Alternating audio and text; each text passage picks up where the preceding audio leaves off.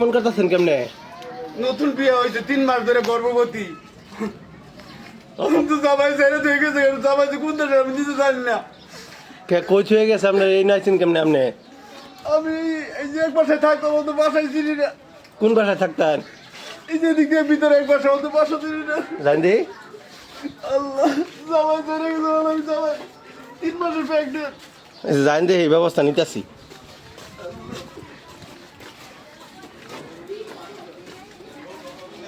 এই যে দিক দিয়ে এক বাসায় থাকতাম আর কি। যান ওইদিক যান আপনি।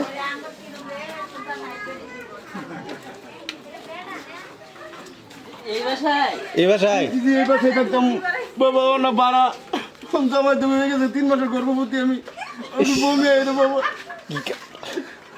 আমি কেমনে যাবো, কই যাবো, কার কাছে যাবো? এই বাসায় থাকতেন, লন যাই জিজ্ঞাসা করি কেউ আসেনি। নাম্বার টাম্বার পাইলে ওইখান থেকে ব্যবস্থা করলে হইতো না? সব নাম্বার ব্লক করে দিছে বাবা।